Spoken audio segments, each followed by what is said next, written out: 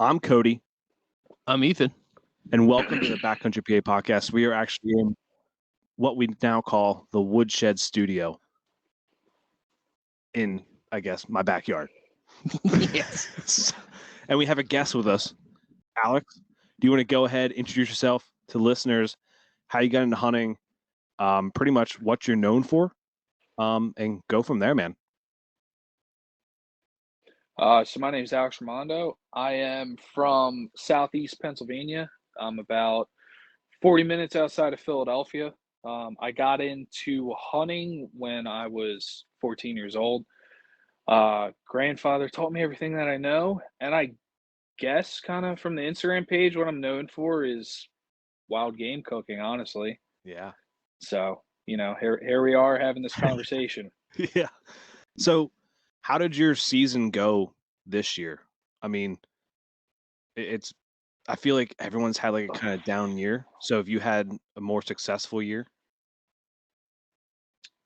I would say this year was kind of like the lowest year that I've had Yeah. so far, honestly. I had a bear hunt booked in West Virginia. Unfortunately, I had family issues come up, so I couldn't make that. Um, but in a way, the year was kind of a success because I got to put down a buck that I had hunted for 5 years. So that was kind of surreal in a way because I was not expecting to get a shot on this buck at all. Yeah. Walk us through that. Like you've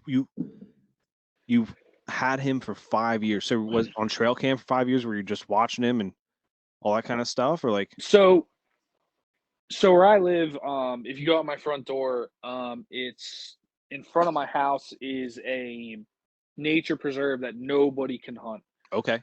And then it's where people can walk their dogs basically. Mhm. And then on the backside of it is a 500-acre property of open fields and timber that I had access to for the past 15 years. I've been there for 15 years, Nice. and yeah, it was very fortunate to have it. So last year when I was hunting, me and a couple of my buddies, we were hunting the rut, and all of a sudden this big old 6-pointer walks in front of me at 15 yards. And he was standing in front of a bush, and I looked at him, and I didn't even grab my bow because I looked at this buck and I was like, "Oh my god, he's got some serious mass to him." Yeah. And I passed him at 15, and then this season coming into hung a bunch of trail cameras, and unfortunately the landowner had passed away, so I had lost access to that property. So where it kicks off is, funny story is, I was on my porch right here and I was cooking steaks, and it was the prime of the rut, and I ran out of gas. I do gas for a living. Yeah. Stupid me, I ran out of gas. So yeah, Ironic, isn't it? so I have a tree stand off my patio right here. I have a Uh-huh. tree stand about 90 yards in the woods. So what it is I'm set up on a hill, and there's a creek in front of me, and there's a natural funnel. So it's a pinch point where I set the tree stand. So I'm like, Mhm. natural pinch point, see a bunch of does going by on my camera, see a bunch of bucks. So I was like, you know what? I'm done.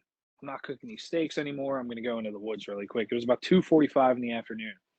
So I get set up in the tree stand. I'm in about 3:30, 3:45 rolls around. I'm like, not seeing much. I see a couple spikes on the ridge, working some scrapes or whatnot. Mhm. And then all of a sudden, I look up on the ridge and I'm like, there's a shooter. He's, working a lick branch. He's got his nose up in the air. There's a couple does over. So obviously he was following them. So what the buck did was he came down the hill.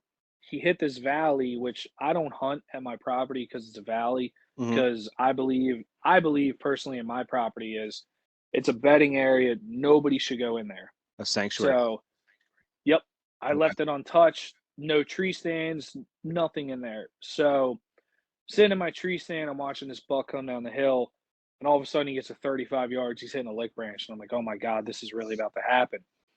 And we called the buck gas cans because his bases were like this. And he hit this lick branch, and I'm like, oh my god, he's gonna turn left. He's gonna go up towards Westchester Pike. Mm-hmm. Instead, he turns right, broadside, 30-yard shot. I'm like, this is awesome. Full draw, thwap, smacked him. But when I saw the shot go in, I noticed that I didn't have a clean pass through. So I noticed that the arrow was behind his shoulder and he was running away. I Yeah. was like, all right, this is just lovely. So I told Charlie on a podcast too, this is the funniest thing. You guys are the second people to hear this story. So he runs across the street, runs through a creek, and I'm like, here we go. I'm going to track him all morning. Mm-hmm. You know, next morning I go out, I cross the creek, and I find blood, really good blood on the backside of the creek. And I'm going up, I'm going up, I'm going up. I'm like, oh my God, he's going to be dead within 30 yards. As soon as I said 30 yards in my head, there was a couple that was walking their dog. And all of a sudden I hear, no, no, no, don't go. This dog kicked up the buck. He was basically kind of like dead at this point, but he Mm-hmm. was running. Dog kicks him up. He runs into the creek, and these people run out to me. They're like, were you tracking that deer? I'm like, yeah, I was tracking him. Where did he go? And they're like, Roxy traced him, he tracked him into the creek right there. So I go over the creek, and what do you know? He's passed away right there. Wow. You know Yup. what's funny though? I didn't really like put two and two together for whatever. I'm really bad at doing that. This. You said this is the second time you've ever told this story. Like This is the second time I've heard this story because I listened to Charlie's episode with you and Yeah. it didn't click. I was like, oh yeah, we're just having a guy. He's going to come on about his name's Alex and talk about this and that. And then I'm like, wait a minute. The story This sounds so it's familiar. this. I know this story. Oh, it's this Alex. This makes so much sense now. Like Charlie, Yeah. you just talked to Charlie. Yeah, that was talking to Charlie was awesome, man. He's Mhm. great people. Oh, yeah. Super nice guy, and I was honored to be the first guest on the show. So Yeah. yeah, that's kind of where it was. And then, I went back and it was 36 degrees out. I was up to my waist in freezing water. But at the end of the day, I was like, I got to get him out. So hauled him up the stream about quarter of a mile, got him to right where the bank is to where the street comes up. And my best friend Ray came by and we got him out. So Man. yeah, that was to me, that was probably one of the coolest hunting experience I've had with whitetail, honestly. Oh, yeah. I mean, a buck you're chasing for 5 years finally comes into 30 yards and you get to take a shot at him, like perfectly broadside too. And it's like, man, like that's what dreams are made of right there. Like everyone who hunts the rut or hunts in general for whitetails always like, it's funny, like when you go into the woods, you picture things happening. Like you look around Yep. like, oh, it can come out right here anytime. Like I do it all the time. I picture it all the time. Like, and I try and get myself out of that mindset sometimes because like I get my hopes up too much, but I can't get my mindset out of it because I know at some point that will happen. It Yep. just takes time. You got to be in the right place, right time. Everything has to come together for that moment to happen. 100%. Couldn't agree more. Yeah. So what's it like to have a To buck kill a deer? to kill? Oh yeah, to get. No, I got a doe this year. Thank you very much. No, what's it like to have that much history with the same? Like I've never had history with a deer, like whether trail cameras, I see it multiple years and like nothing. I don't know what that's like. What is it? Frustrating, exciting, a mixture of everything? So it's weird in an aspect because I'm sitting here right now and I'm looking at the sheds that I had actually found his sheds 2 years prior to shooting him. Oh, wow. And I found his sheds a mile and a half up the road from where he was living. Wow. So for me, it was like, to answer your question, it's surreal in a moment because obviously, you guys are from Pennsylvania too.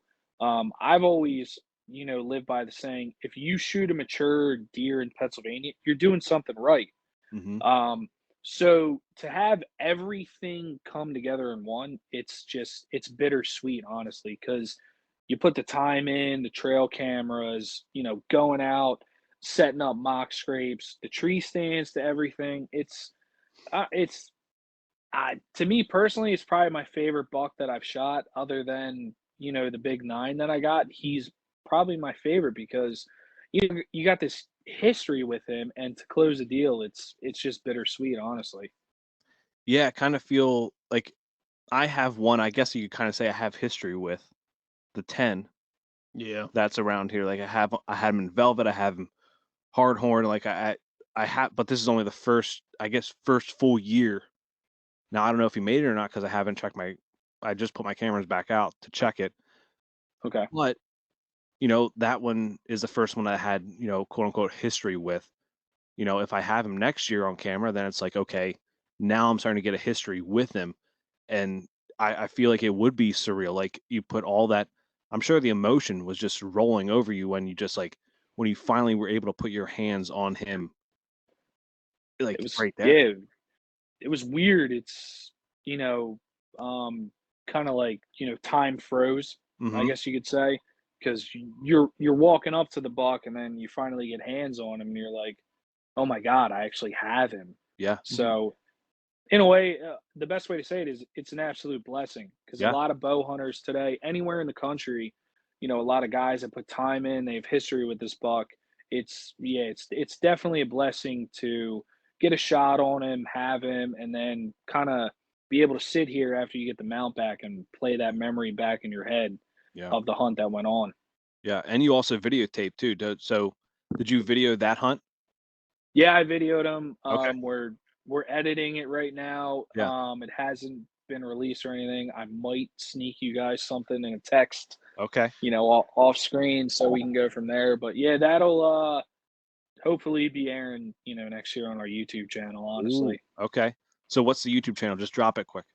People can So hit. the YouTube channel is a lot of people, that follow my page. I got another brand called BEA Outdoors. Mhm. It stands for Behind Every Arrow. Um, what that is basically, people like yourself that's going to be a new father.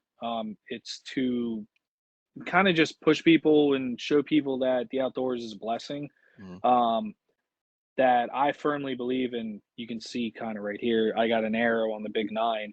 Yep. Um, every arrow that you release in the woods, you create a memory behind it. Every time that you go out with your buddies, you create a memory and stories. And you guys know too that some of the best stories you'll ever hear are behind a campfire at camp Mhm. with your buddies. So Yep. that's kind of what we're going for too, and the cooking obviously kind of show people have fun with that as well. So Oh yeah. um, we're getting it started up right now because we're at the end of the season here in Pennsylvania. Obviously, you guys know. Mhm. So just trying to get that ready to go for next year.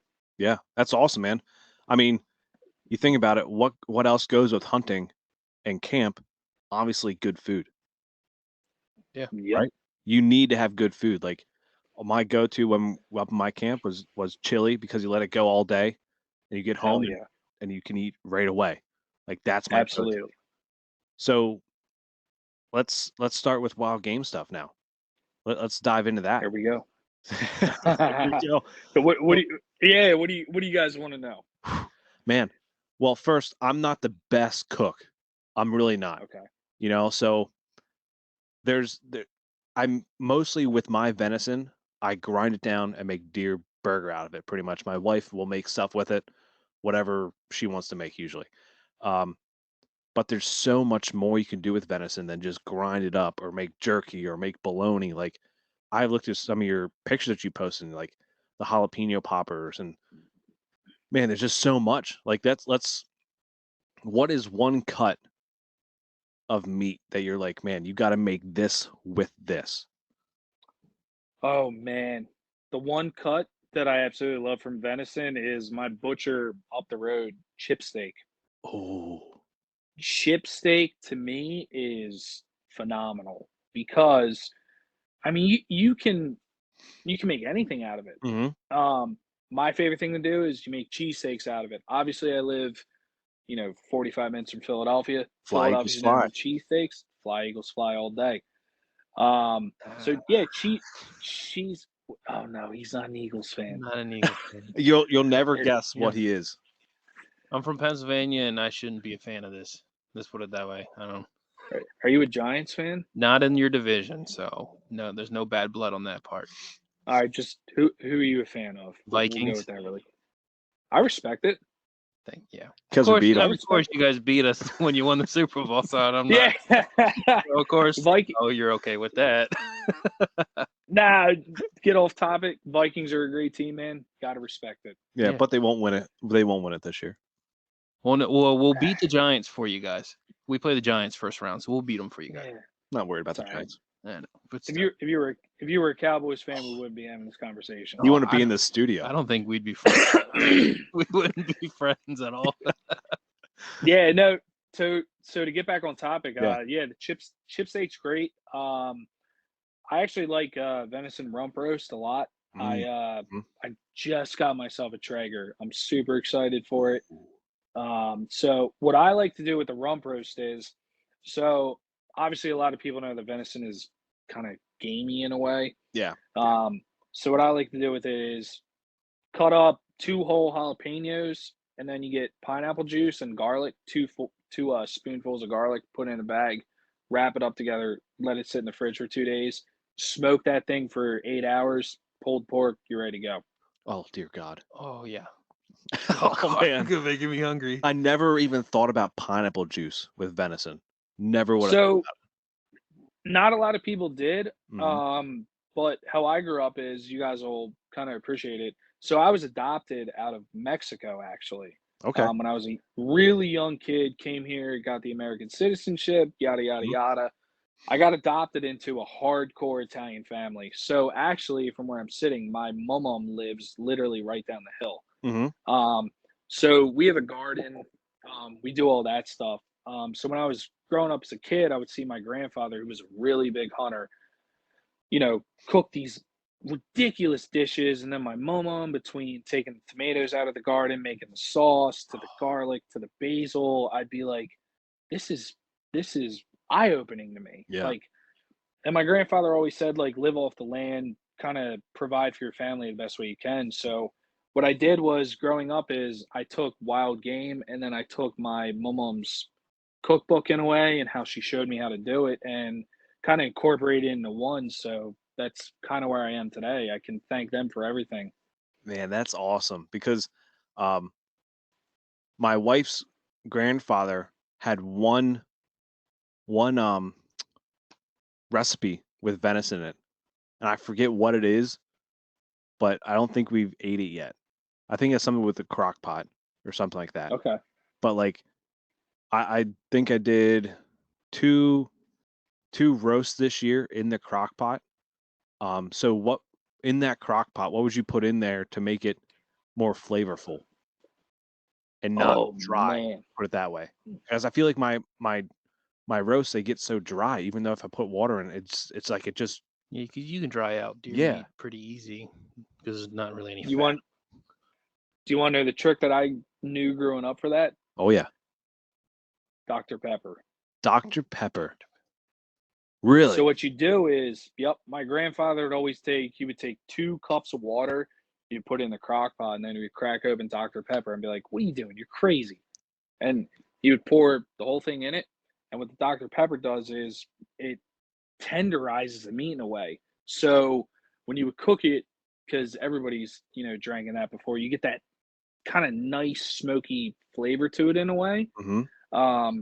But that would help it from not getting basically too dry in a way. Huh. You know what I mean? So that was a trick that I kind of incorporated growing up. I mean, he would do coffee grounds, and I would hate it because you would pull out coffee grounds in your meat. You would pull it out in your meat, your teeth, or whatever. The Dr. Pepper was really nice, and yeah, I use that a lot today, actually. Now, would you do the 0-calorie Dr. Pepper, or would you do like the 23 flavors Dr. Pepper? I mean, you gotta do 23 flavors, man. You only live you live once, man. You gotta enjoy it. There's no way there's 23 flavors in that Dr. Pepper. Just tastes like I Dr. don't. Pepper. That's what I'm saying. I don't agree with that at all. It's just a false advertisement. That's what that is. Absolutely. Yep. No one buy it. Well, I drink Dr. Pepper Yeah. all the time. Yeah. We're those people. Me and my Yeah. wife, we're those people. We going out to eat. What do you want to drink? Dr. Pepper? It's just, we're those people. Oh man. So I guess what, man, I don't even know. You Ethan, take over. You just I lost You it. totally drew a blank on Yep, that Ethan, one. take over. It's all right. So what? How easy? Hard? Like for me, like I don't like sharing food at all. Like I don't share food. But yet when it comes to game animals, doesn't matter what it is, deer, squirrel, groundhog, grouse, you name it, Mm. I share that with everybody. Like I make sure everyone gets something of it. Like Yep. how easy or how hard is it to get someone that doesn't hunt, that isn't really around stuff like this to even just try it? I think the best dish for that is the poppers, the jalapeno poppers. Mm-hmm. I mean, because I guess the way that you can look at it is what's better than cream cheese, a jalapeno, and bacon and venison? Like, it's Yeah. kind of you put two and two together. Like my family, like growing up, like my mom's side of the family, like they were never exposed to hunting. Like my dad's side was very exposed to it because that's what they did when they were growing up.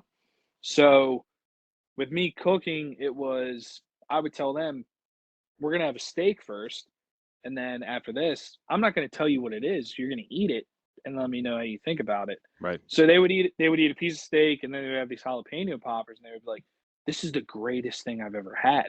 Yeah. So I guess in a way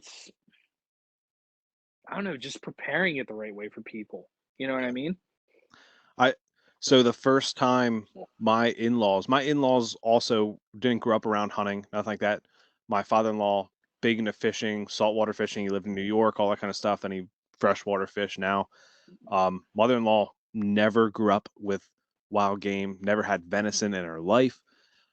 So eventually, when me and my wife moved here into this house, they came over for dinner, and I was like, "Hey, let's make spaghetti.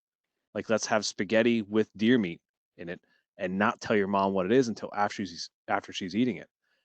She ate it, and we told her afterwards. She's like, "I couldn't even tell. Like, it literally tasted that good." I was like, "I." To me, that would be my go-to is like spaghetti, lasagna, and especially lasagna because it doesn't get like it's not as greasy then. Because when you add Yep. like burger from the freaking store, like it's so greasy. And meatloaf, lasagna, spaghetti. Those are and you can't forget deer burgers. Like deer burgers are so freaking good. God, they're one of my favorites, man. Yeah, you can do so much with them. Like my dad, he got the hamburger press thing from Cabela's, all that kind of stuff. So we like the 1 year before we just like combined all our deer meat together and then we just split it. But now that I get more deer than him, I don't like to do that. So I keep them for myself. It's selfish, but I'm gonna hopefully try and get him one this Saturday. Actually, well, when this releases, I don't even know when this is gonna release, but the the last Saturday of late season, There you we're go. going up to Bald Eagle, and hopefully I can get him something up there. But yeah, it is. He made those. He puts onion soup in it. He puts cheese and a little bit of fat, like pig fat, pork, if you'd Oh, say. Yeah. So he puts that in there. So I think we put bacon bites, bacon like pieces of bacon in there before. We did bacon to the. I really like the German seasoning from Cabela's, like the hmm German like sausage seasoning. So we put some of that in yep. there. We make sausage patties, like morning sausage patties, like so freaking good. Like you can do so much with deer meat, so much. You you can do a lot, and I mean, you guys obviously know like Remy Warren is, Mm-hmm. you know. So one of the things that he did was when they were moose hunting, they filmed that episode and they took like bone marrow and like fresh picked blueberries and they put like a puree Mm-hmm. on top of the moose meat. So what I do is cook the backstrap to I like medium rare. I think Yeah. it's perfect for a backstrap. And you get two handfuls of blueberry, you put it in a pot, put it over the stove, let it kind of melt down in a way and puree. After that, get two spoonfuls of sugar, put it in the blueberries, stir it up so when it's like a paste, and then just drench the back straps with it. and it's just that to me is one of my favorite things is blueberries and backstraps. Oh, once again, I would never would have thought never would have thought about that. That's Never. Like the pineapple juice, blueberries. Like I'm telling my wife, like, listen, we have a whole pantry downstairs of this random stuff. Like we're just gonna test it out. Like I have I'll no backstraps. might as well.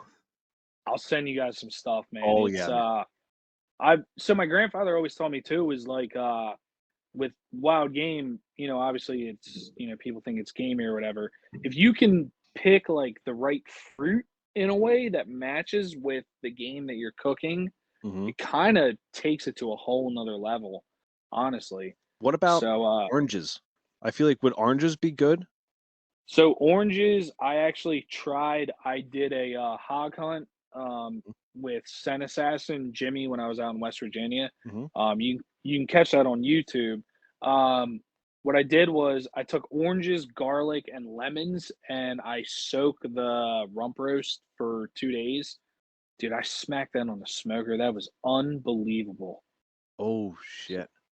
Yeah, 'Cause- oranges and pineapples, they break down the fat, so it makes it a lot more tender and better. So the more okay.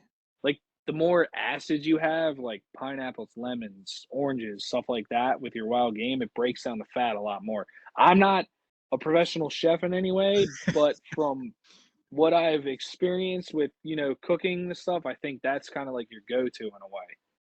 I mean, my father-in-law is he has a barbecue I guess you could say restaurant. So Yep. like he does a lot of barbecue stuff. So I'm gonna have to ask him, like, have you ever tried like pineapples and oranges in when you're smoking your pork?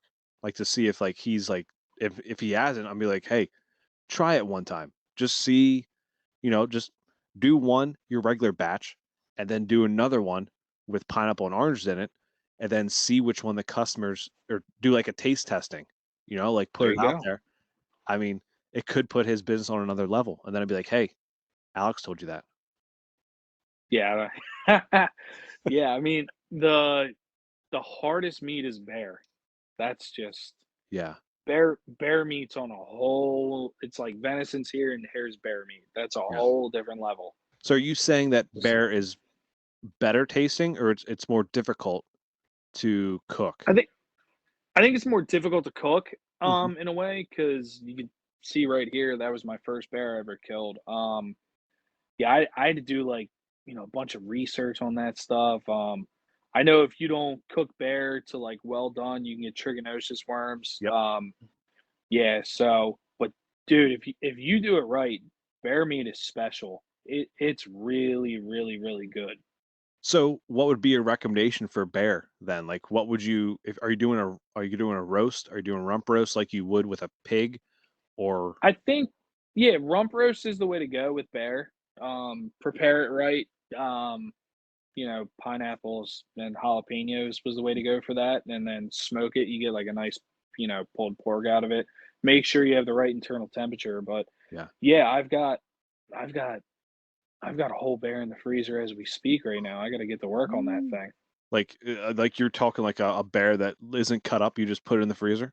No, no, Oh, no. okay. So I Right. got that bear's quartered up. That was a crazy hunt. I got that bear this year with Jimmy.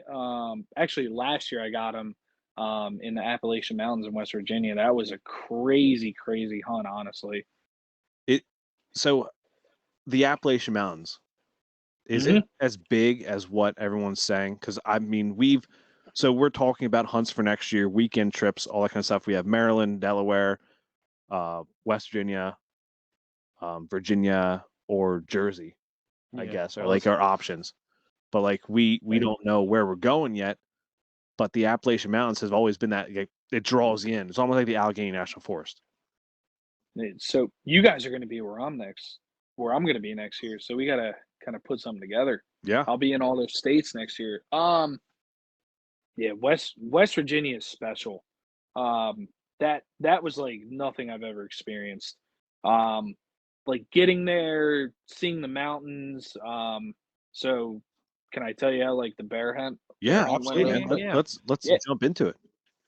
So we roll it to camp, and the camp has no cell service, no running water, no electricity. So it's truly the backwoods experience, Mhm. which is what I wanted. So Jimmy was like, "Yo, get on the four-wheeler. We're gonna go down the road, and we're gonna go up to the neighbor's property that we have permission from." Dude, we got on this four-wheeler, and I'm hanging on for dear life because it was so steep going up the Appalachian Mountain. And I'm hanging on, and we had a tree stand on the back. So, anyways, we get to the top of the mountain, and it's like I'm standing on this mountain. I'm like, oh my god, there's nothing but woods. Yeah. So we hang this tree stand, get everything set up. The next morning, I go in. Jimmy drops me off on the four wheeler, and it's right at daybreak. Daybreak is coming around, so I can get my camera out. Yeah, I get my mount. I get the ratchet around the tree. I'm ratcheting, get it, leveled out, and then I grab my camera and I put it on the mount. So when I grabbed my camera, I was facing the back of the tree. I was looking down the mountain. Mm-hmm. So out of the corner of my eye, I saw this really nice 8-pointer. He was about 100 yards from me, and I'm like, oh my god, it's a beautiful deer. Hopefully, I get a shot on him. So get my camera on. I'm getting all situated, and then I hear this stick break, and I'm like, that's not a deer. Like, there's no way that's a deer. So I get my release on my wrist. I hang my bow up. I look back around, and there's a bear looking at me right in the tree like this. Like, this bear is looking at me at 20 yards. I'm like, where did you come from? Yeah. So I watched the bear for a solid 20 minutes to make sure it didn't have cubs. That was my biggest thing, was make sure no cubs, make sure everything's good. Had no cubs. Bear comes to the back side of the tree, kept looking at me and side-eyeing me, and so I'm like, oh god, it's gonna run down the mountain. Bear came out broadsided, 22 yards, draw back, let the afflictor fly, and boom, story was over from there. And the bear, unfortunately, rolled down the hill, so it took us 2 hours to get the bear up the hill. Yeah. And in West Virginia, are you allowed to quarter them up and take them out, or do you have to take it out whole? So what I did was, first thing I did was called the game commission, registered a tag, made the bear 100% legal. Mm-hmm. So after that, Jimmy was like, "What do you want to do?" It was pouring rain, so I'm like, "Let's get this bear back to camp really quick." So we got it back to camp, and then I'm like, we got to go get ice. So I stuffed the bear with ice, and then fortunately we were leaving the day after I got the bear because we had to get back home. So what I decided to do was take the bear home whole. Yeah. So I took the bear, obviously whole, got it back to Philadelphia, took it to my butcher shop, and he was like, "Dude, this is the most beautiful black bear I've ever seen," because the brown from the nose went all the way past the eyes to the ears. What? Ooh. Yeah, it was. So you guys will be seeing it. I'll get the mount back. I just talked to my butcher this past Friday. I got another doe, and he was telling me, he's like, "Yo, your bear's gonna be done pretty soon." So I'm very excited for it. Yeah. Wow, that is cool. What kind of mount are you getting for it? So the same one that's above us. So it's gonna be kind of like this. My Okay. son is gonna hate it because my son he'll be jumping on my chest and going rawr rawr rawr. Yeah. And like seeing a second one kind of will, scare him a little bit. But Yeah. yeah, it's that bear was absolutely beautiful, man. Man. How big was it? Well, how much did it weigh? So the bear weighed 235 when I took it to the butcher dressed. So wasn't the biggest bear, I guess you could say, but to me, I was happy about it because it was the way that the hunt panned out. So I believe that everything's a trophy in somebody's eyes, honestly. Oh yeah, Yep. Absolutely. I mean, Ethan's buck. Prime example. My little 6-point here. That's a trophy. It's my favorite. Obviously, only buck I have, but that's probably one of my favorite hunts right there. Absolutely. I'm looking at my small one, like my first buck, up on the wall right now, and it might be damn near close. You think it's about the same size as mine? Yeah, it might be pretty close. Yeah, but hey, if you shoot it, you're obviously happy with it. So that's what really matters. I mean, people always say, first of all, bear and PA, they can get big, but you have to get you have to be in the right spot, right time, just like any other hunting thing. Yeah. Yep. I mean, it takes, like Ethan said in that little reel that we posted for the intro of episode 122 about don't shame the game. Like not everyone is able to harvest a deer every year. So like if you're able to harvest a deer or some type of animal that you're hunting, that you got to consider that success, and you got to have that be as a trophy in your mind. I think, yeah, my favorite thing, honestly, is to watch kids Hmm. and guys like us that they go to, they don't have access to private land. Right. They go to public land and they have like, okay footage of shooting a buck that's Hmm. could be a little 6 pointer. But to me, I love watching that stuff because it shows the time, how excited they are to get that harvest. So it's really nice to see that actually, rather than not shaming in a way, but like you see a bunch of 200-inch deer shot, you can watch it on YouTube, but seeing the people that go out, they walk a mile in the woods, self film it, that's what it's all about right there, Hmm. honestly. Yeah. Yeah. I think, I'm trying to think of how to put it into words. Like everyone's after this is a big buck. Everyone wants a big buck, like, but really Yep. you stress yourself out so freaking much trying to get this big buck. Like there's people who sat for a whole month, if not the whole season, had buck walk by him or doe walk by him and didn't shoot him because they were waiting for one specific buck. It's like that's great if you want to do that. If you're able to do that and still have joy at the end of the season, good on you. But like I've said before, like hunting is not about harvesting the biggest buck. We hunt because we have to be conservationalist. I said Yep. that right. Yeah. Yeah. Yeah, Yeah. you got There it we right. go. But we have to, like, because if we don't hunt these animals and actually harvest some animals, like they're going to starve, and they're going to, the worst things are going to happen to them. There's going to be more car accidents, which could lead to more human deaths. Like Hmm.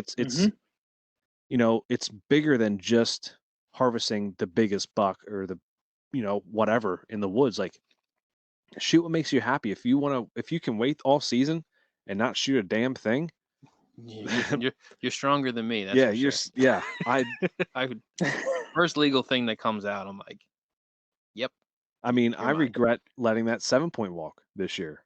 Like I do. Like it's just, you look back and it's like, man, I could have had another buck down. Like it may not have been my biggest buck, but yet you're not always going to get your biggest buck on your wall. Yep. And it's, you know, we're doing the podcast too. You guys are in Pennsylvania, so Mhm. it's like I respect everybody that hunts Pennsylvania because it's a hard state to hunt. Oh yeah. And like you said too, like and you'll agree with it. It's kind of an over pressured state in a way because you have areas where I live in 5D. That's my WMU, and we live in a special regulations area. Yeah. Um, so it's very hard to get permission out here, but when you do, you kind of embrace it in a way because you Right. put all the time and the effort in, and you know, first good thing that walks in front of you. I live by the code, like my grandfather said. If that buck walks in front of you, and you think that you're going to take a shot on him, take the shot Right. because you'll never see that buck again. Nope. Regardless if it's the rut, if it's late season, early season, that buck's he's on a mission to go somewhere else. Yeah. So, take the shot, cherish it. But yeah, I think, hunting Pennsylvania is very hard, and anybody that gets it done, my hat's off to you. Yeah. 100%. I mean, the Amish are a big driving Um, factor of why, oh like God. I went to Bass Pro today, and like a whole van full of them came in, and I'm like, what are you doing? Like, are you here to buy muzzleloader shells now? Like, come on, didn't you kill enough deer? Like, first of all, you freaking harvest all the deer on your property, like outside the season, all that kind of stuff. You harvest, you slaughter them, and then you come to public land and you try and slaughter them too. Yeah, I witnessed that last year, and in no way, shape, or form am I going to say anything bad because Mhm. not my place for business to do it. Mhm. But My buddy had Howie last year had shot a really big doe, and we took it to the butcher shop, and there was an Amish guy standing there, and he had 2 fawns in front of him, Yeah. and I was like, you know, I'm not bashing anybody on it in any way, shape, or form because, you know, you're out here providing for your family. I'm out here doing the same thing. Right. But I kind of looked at it in a way like, you know, it's not my place. It's not the time to have this discussion. But I kind of just, you know, looked at it like, you know, it is what it is. If he's Yeah. getting meat for his family, good for you, man. But Yeah. yeah, everybody has different views on what you should shoot, what you shouldn't shoot. You know, Right. it is what it is. But going back to the whole point of it is, it's whatever makes you happy in a way, Yep. honestly. Yeah. Yeah, absolutely. But so you said you have access to a bunch of private property, like farms. So Yes. let's talk on that because like I'm going to be sending out some letters here to some pieces near me to see, you know, maybe I get out of the 20 I send out, maybe I get that one, you know, but that's all the one I need. You Yep. know, like that's how you got to look at it. But what is your like how'd you get into doing that? So I'm very fortunate. My parents here have 20 acres private Mhm. land. So that's kind of where I started. So I do propane for a living now, but before I did propane for a living, I was a veterinary technician. Okay. So, you know, took care of animals. Animals to me is a passion, taking care of them. So there's a farm across the street from me, and he was like, "Hey man, can you help me on the side? You know, get the sheep, the alpacas, yada yada yada." And I was like, "Hey, you know what? Why not? I'll help you out for a week." So I Yeah. tested the waters, and I'm like, "This is a lot of work going into this." So I pulled him aside, and I was like, "Hey man, here's the agreement. I will." So I have an Australian cattle dog who herds sheep and cattle. That's what they do. Mhm. So I was like, I'll bring my dog over. I'll work him for 2 hours to get the sheep and the, you know, the alpacas where they need to go. But what I said was, I don't want money. What I want is I want to be able to come here and bow hunt and do what I do. Mhm. And if you guys want any meat, I will pay for it and I will give you guys as much meat as you want. Yeah. He looked at me right then and there and said, "You have a deal." So I was like, okay, this is said and done. So then there's a farm here, and then diagonal across the street, there's another farm. So the other farm, so both these farms I've been at for, God, we're going on 15 years now. So for me, it's just you build a relationship with the Mhm. landowner, show them that you're doing a good thing in the woods and giving back to them in a way, in any way that you can help them. So um, down here it's very, very, very hard to get properties Yeah. because a lot of people down here say no. But if you have, you know, anything that you can give where it's like, hey, I noticed you have this property and there's a lot of trees falling down, can I cut them up and move them to the side? I'll give you guys firewood. Try to work out an agreement with the landowner and then build that relationship to where, you know, you get to 2 years and you're like, okay, I've got access to it, I've helped you out, you know what I mean? Kind of just build a relationship is the best thing I can say for that. Okay.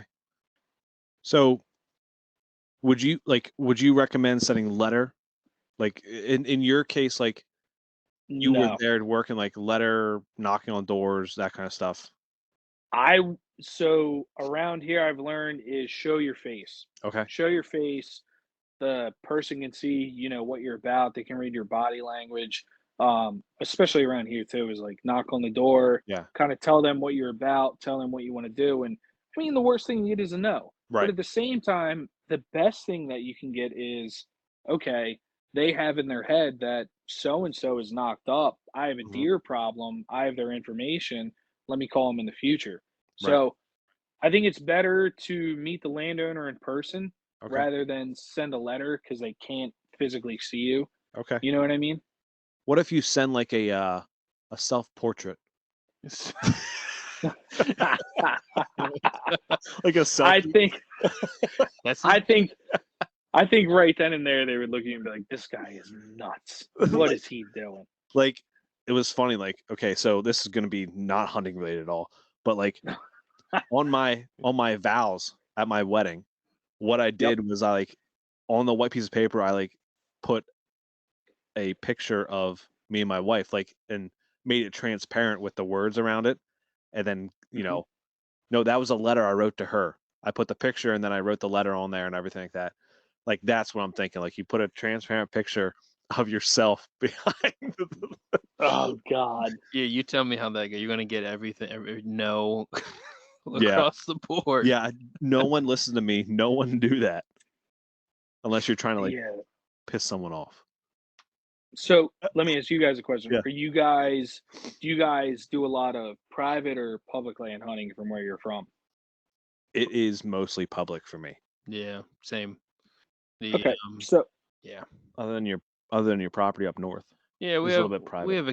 we have a cabin up north, up in Potter County. okay. And I wouldn't even consider that fully private because we don't have anything posted. No one has anything posted up there. Mhm.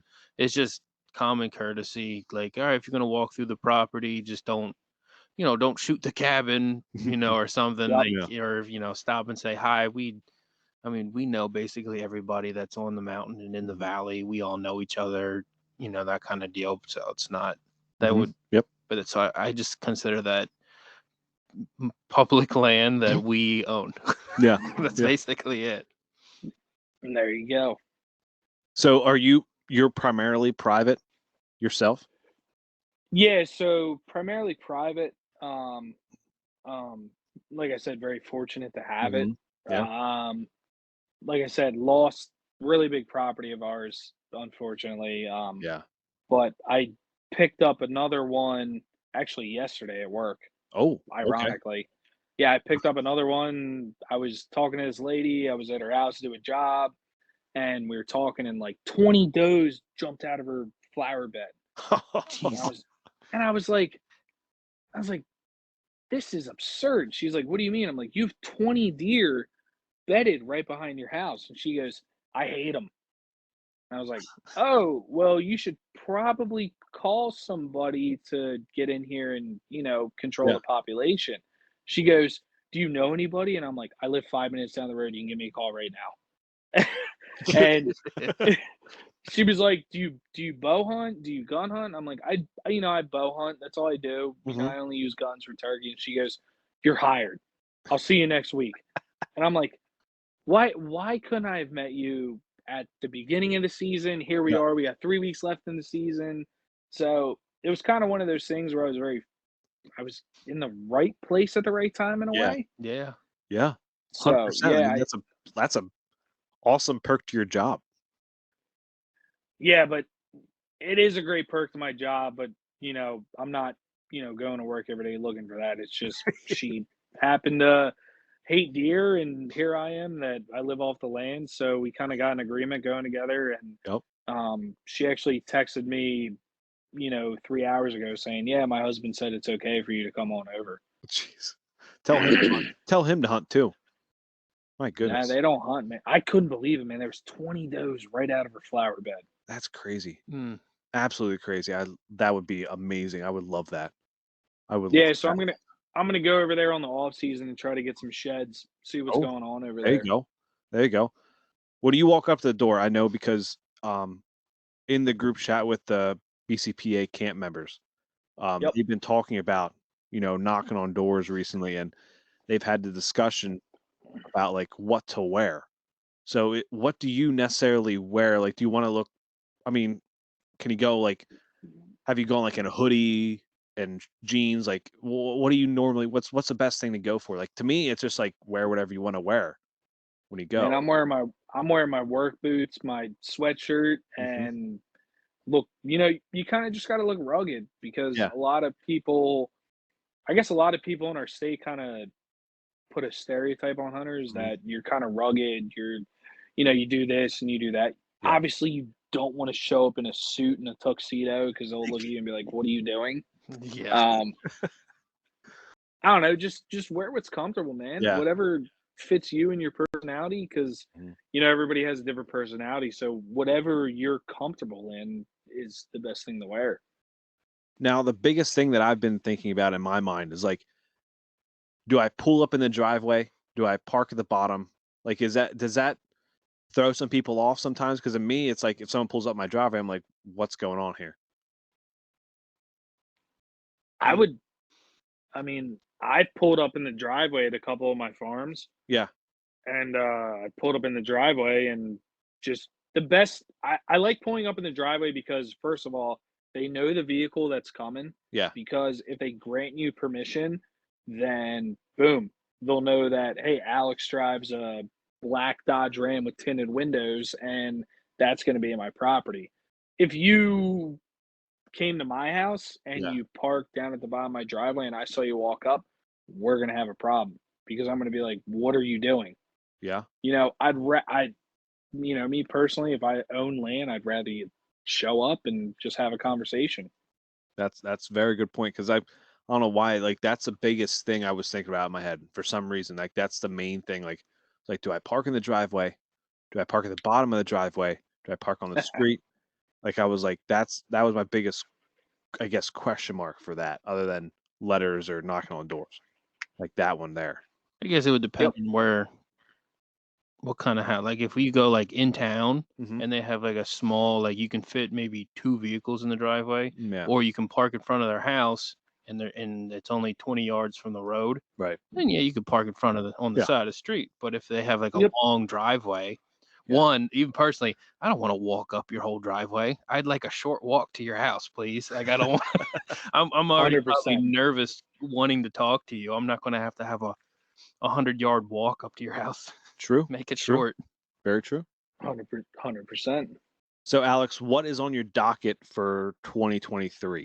What do you have lined up? What states? What hunts? Oh God. So I've got Maryland Sika deer. Mm-hmm. I'm hooked on Sika deer. Yeah. I'm hooked on it. So I just booked with Nanticoke Outfitter. Mm-hmm. So Dave will be, when I say we, Dave will have his booth at the Great American Outdoor Show. I'll be there up there to help him this year. So I've got Maryland Sika deer, obviously Pennsylvania for Mm-hmm. whitetails here. Mhm. I've got West Virginia booked for whitetails and black bear, and then I've got Ohio booked for whitetail. I'm very, very excited for Ohio. Oh man. So the Maryland, the West Virginia one with the bear and whitetails, is that in the same season? Or is Yeah, that so they're in the same different? season. Okay. All right. Yeah, So so you can like that's hunt both while in a stand. yep, Oh, wow. Well, it's like here. yeah. Bear, Certain areas. archery for bear Oh, comes in yeah. Yep. in PA and was at mid-October. Yeah. So Okay. it'd be the same as here All if right. you do like the archery only. Yeah. That part. Huh. That's So cool. how about you? How about you guys? What do you got? What do you have lined up this year?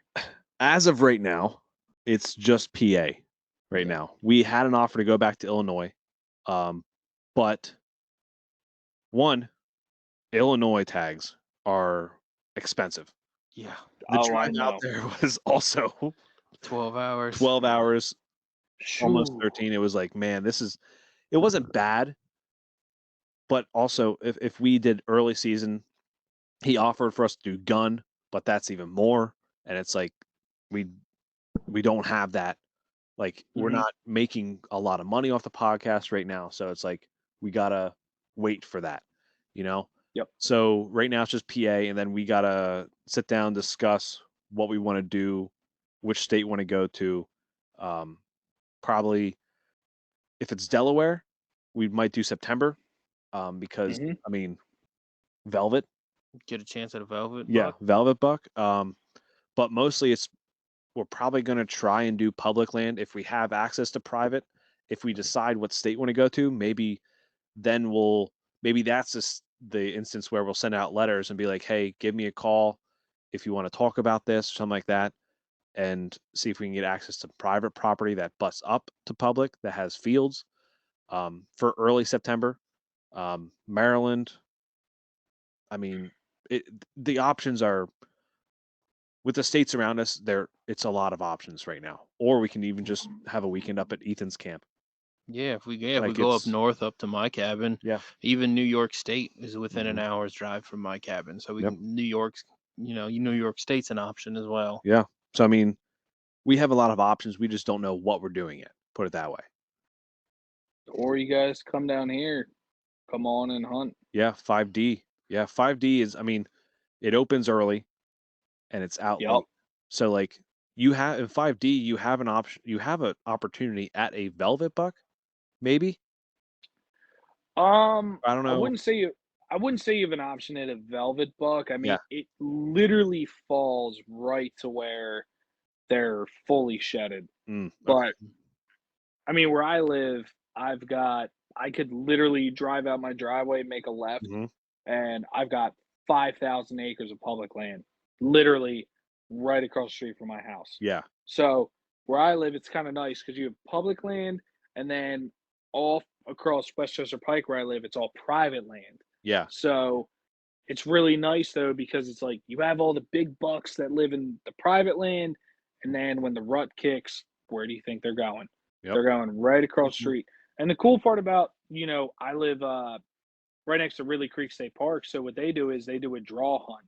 So what you do is you put in for the draw hunt, and then what the game commission does, which is really cool, is they shut the park down for 2 days. Okay. Ooh. So they shut it down for 2 days. Nobody can drive in unless you're a hunter, and you pull up, show them your tag, show them you got drawn for it.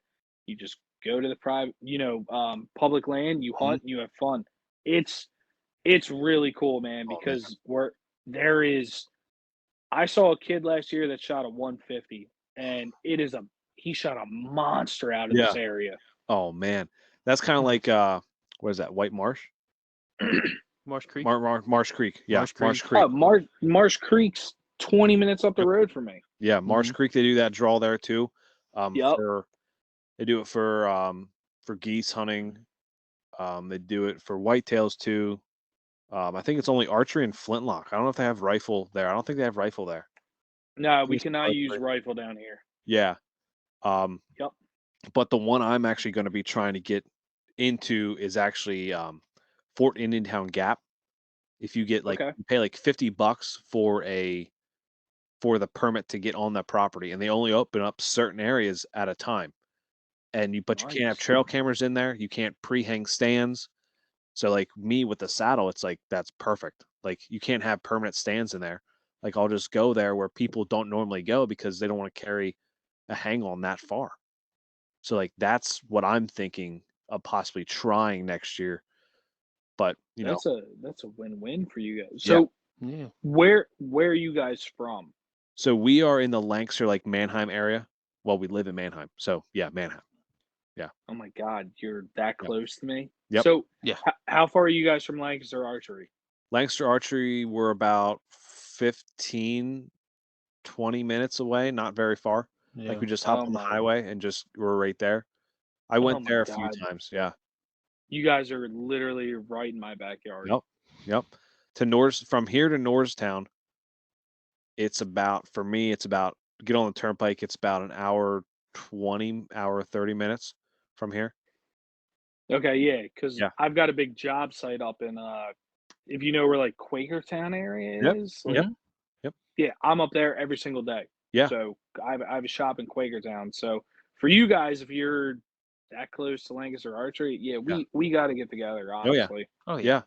Yeah. I mean, next year, obviously is going to be a tough year for me personally because having a 100%, man. new child. 100%, dude. But, me and my wife have already agreed that like Saturdays, like when nothing's going on, like for the 3 months, like primarily Saturdays are going to be my day. So like I got to do as much as I can e-scouting wise during the week I got to put out more cell cams, one of the two, One of those two. to get, you know, Just send me to an area.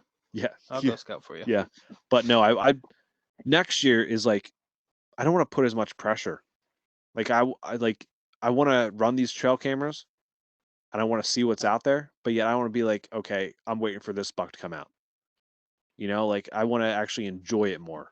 Like I feel like I enjoyed it, but yet also I was too stressed. Like I was like, why am I not seeing these deer? Yeah, I mean it's kind of how it works at private property here, man. Yeah. Put the trail cameras out, and like I'll send it to you guys in a text. Honestly, I had a monster this year Yeah. right outside my house, a monster, Yeah. and I was like, why am I not seeing this deer? And then come the rut, my neighbor texted me and said I got him. Yeah. I was like, oh my God. I was like, oh my God. I'm like, you barely hunt and you Yeah. shot this deer. He's like, oh yeah, he was, 25 yards off my deck. And I'm like, what? Oh man. So, that's how it is. I mean, you got to put the work in, you got to Yep. put the time in, and at the end of Mhm. the day, it's a reward. So, Yeah. I mean, I'm still to this day. Are you guys putting in for the Pennsylvania elk tag at Oh, all? every Or year. Every year. Yep. Yeah, Every that's year. I'm gonna start. that's I've never done it yet. I'll start once they open it up again for Yeah. the next season. Yep. I'll This put season. in. Yep. I'll put in for. I'll just do all Yeah. three because they're not. It's Yeah. not expensive at all. No. I'll just do No. all 3 seasons. Might as well. No, it's something that, I feel like if you're from PA, it's like one of those things you always want. Like you kind of have always. to put in for it. But yet the thing I don't like is like all these people from out of state put in. Like it dictates our odds so much. Like it's like so I might not get drawn till like maybe I'm 70, if that. Like I might not ever be drawn. See, that aggravates me honestly because it's like it sounds selfish in a way, but it's our elk. Like Right. we Hmm. have the biggest to me personally, what I've heard stories of, if other than Colorado and all the Hmm. other states that you hunt elk, we have monsters here. So Yeah. for me it's like I watched the draw last year. Hmm. The Keystone Elk Foundation did Yep. it. Yep. The guy that won it was from Maine, and Yeah. I'm sitting here and I'm like, nah. Like I personally think that for Pennsylvania elk, it should be residents only, Oh yeah. and that's just me saying it because you put a lot of time in, you pay for your tags, you give back honestly, and Yeah. it just stinks to see that people like us who put in for the tag or you're not getting gypped in a way, Yeah. but it would kind of just protect the state. You know what I mean? Oh Just yeah. have residents go after the tag in a way. The one thing that irritated me this year was so the governor apparently he had a governor tag for PA here. Yeah. What? Yeah. Did not know that. Did not know the What? governor was issued an elk tag here in Pennsylvania. That's Oh new. my god. Yeah. But someone paid, I think it was $40,000 for it. So it wasn't like something like out in like Montana where they pay like $500,000 for it sometimes Hmm. for a goat tag. But some guy bought it from out of state, not even in PA here, and I think the governor kept the money or like split the proceeds or whatever. Like it was a monster elk, probably hunted on private land. Like if it was me, I want to harvest an elk on public. Like that's just I feel like that's more exciting. Like if you have these guides like knowing where they are in private who only have access to the private property, like I would rather get a 6x6 on public than get an 8x8 on private. Like I just feel like it's more, I don't know, it's harder.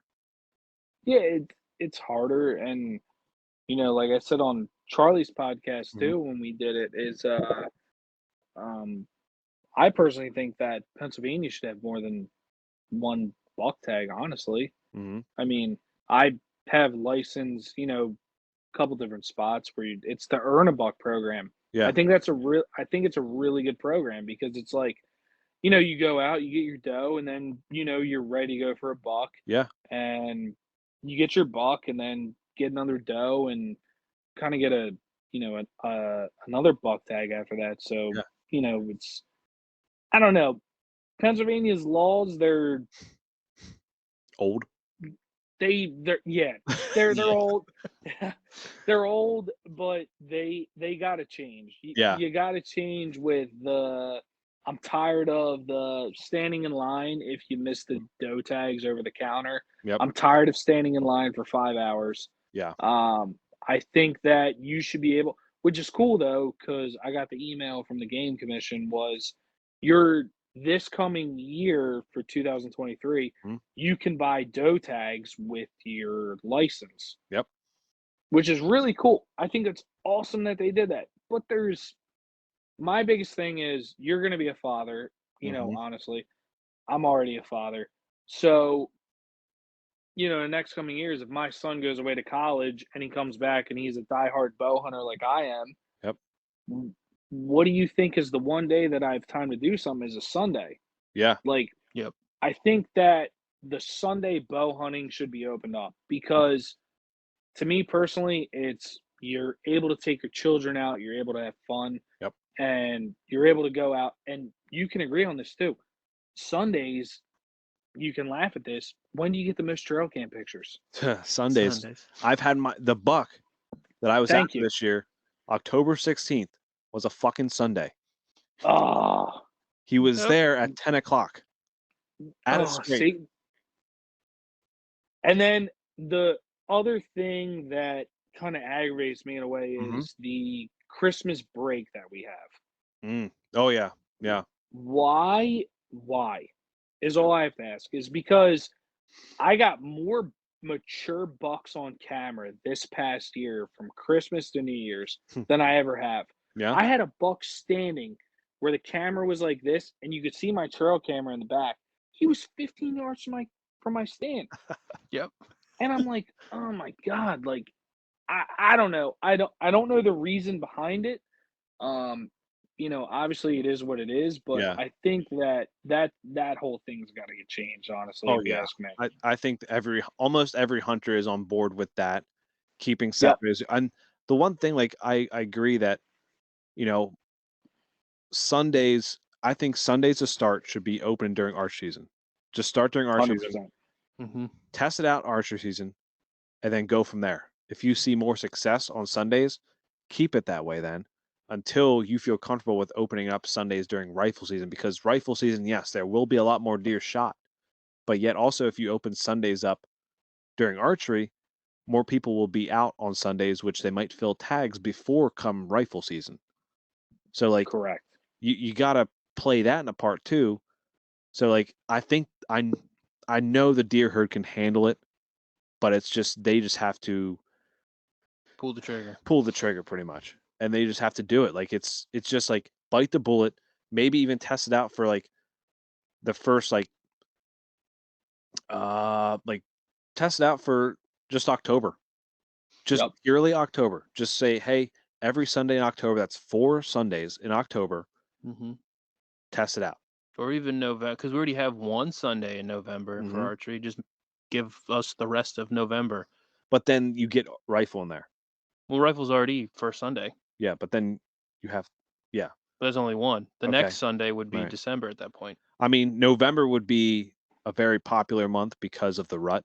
Yeah. Like that would be if Sunday hunting was a thing and just for the month of November, I think a lot of buck would be shot. And I think it could be good, but yet also it might not be good depending on the population.